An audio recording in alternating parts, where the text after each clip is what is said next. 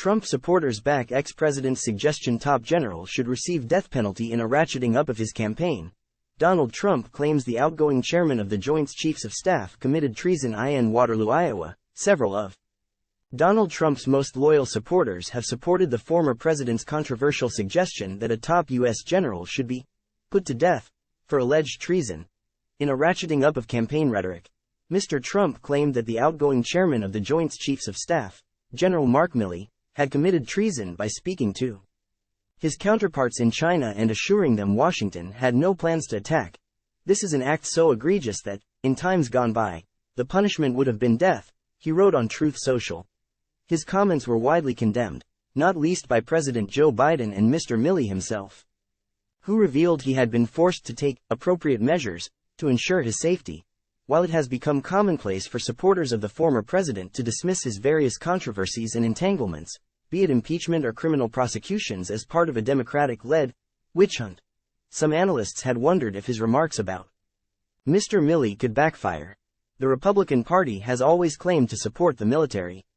But at a recent Trump election rally in Iowa, 100 days before the state holds its caucus, plenty said they agreed with Mr. Trump.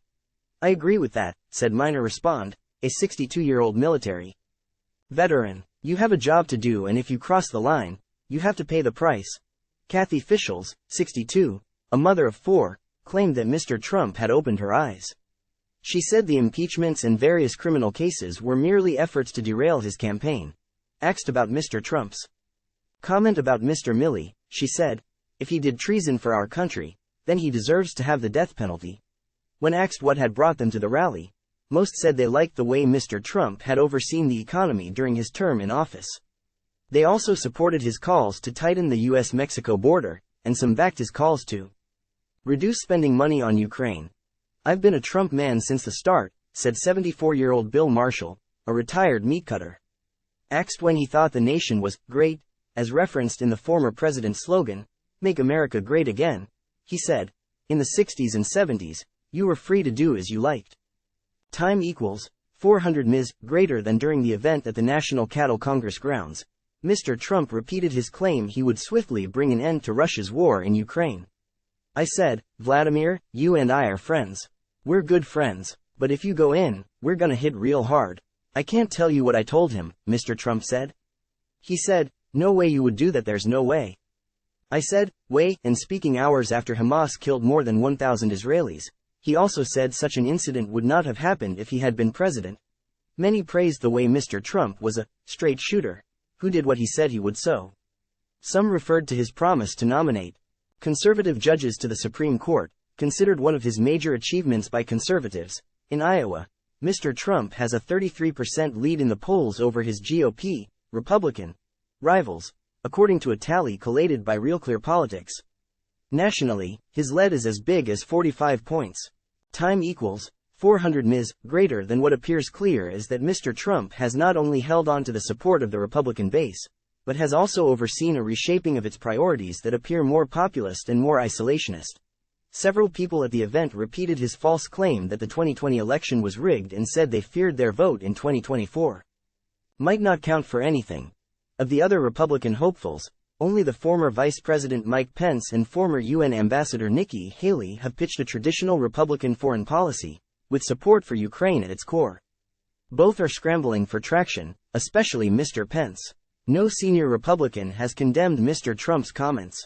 About Mr. Milley, Jeff Cabaservis, director of political studies at the nonpartisan Niskanen Center think tank, said Mr. Trump was not the first Republican figure to have attacked a respected military leader.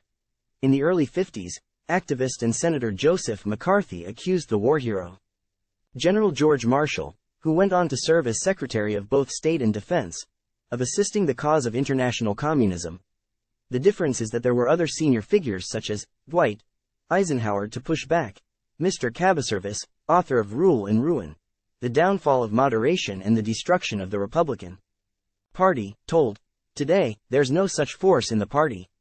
I haven't heard any major Republican politicians speak up against Trump's threats against Milley. Mr. Trump has long had a contentious relationship with Mr. Milley, who became the top military officer in 2018.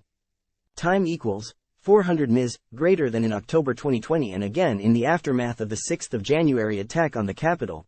He called his counterparts in China to assure them Mr. Trump was not planning to launch a nuclear attack, to try and hold on to power.